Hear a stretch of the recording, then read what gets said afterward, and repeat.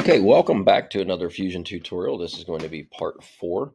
And last tutorial, what we did is we created this shape as a sketch, and then we went ahead and extruded it to 0.1 thickness, okay, or 0.1 of an inch. Now, our next task is we've got to make sort of a trough in here.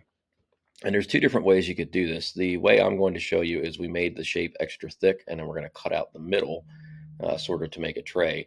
The other way to do it would be to make this half the thickness and then raise up the lip. Either way is kind of the same. This is just a quicker way, in my opinion, to get it done. So now that we've got our shape, the very first thing we want to do is we're going to choose Create Sketch, top left corner, green plus mark. And we want to hover over top of our keychain. It will highlight gray and click. And you'll notice we're back into that kind of two-dimensional mode. We're looking at this flat. Now what I could do is I could go in here and painstakingly draw an inside outline of here that we're going to cut away. Or we can do this the fast way and use geometry that's already on our screen. So we're going to use a function called project. Okay. If I type the letter P on my keyboard, you're going to see a little menu pop up. I'm going to hover inside of my keychain just like I did a moment ago. You should see a faint red outline around it. That's a good sign. Go ahead and click once.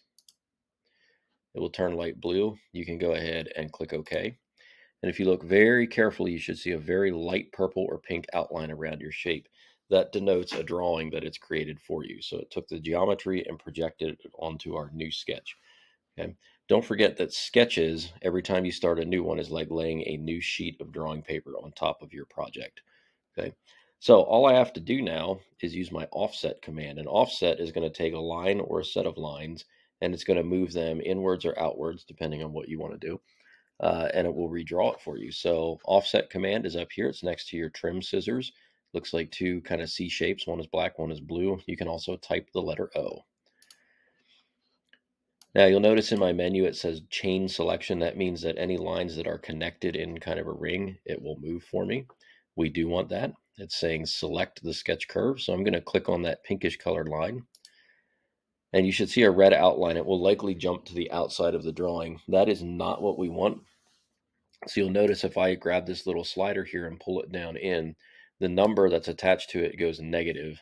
Positives and negatives denote directions in Fusion 360. So what I'm going to do is change this to negative, okay, or minus. You might have to highlight it if you moved it.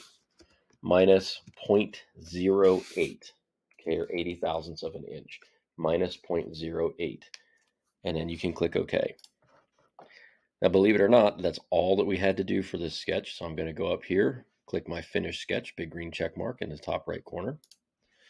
And then, as always, we know we go into here and click our house button on the view cube. The next thing we're going to do is we're going to get rid of this center area. So we're going to use the same function we did before. We're going to use extrude, but we're going to learn that it can do something opposite. Okay. In other words, we can extrude into the negative. Okay. It's called cutting. So right now I've got my little extrude menu. It wants to know what I want, so nothing's highlighted. Make sure you get that center section. It'll light up light gray, just like mine. Go ahead and click once. It will turn dark blue. Now, if I grab this arrow and move it up, it does what we expect, and it makes the shape in 3D.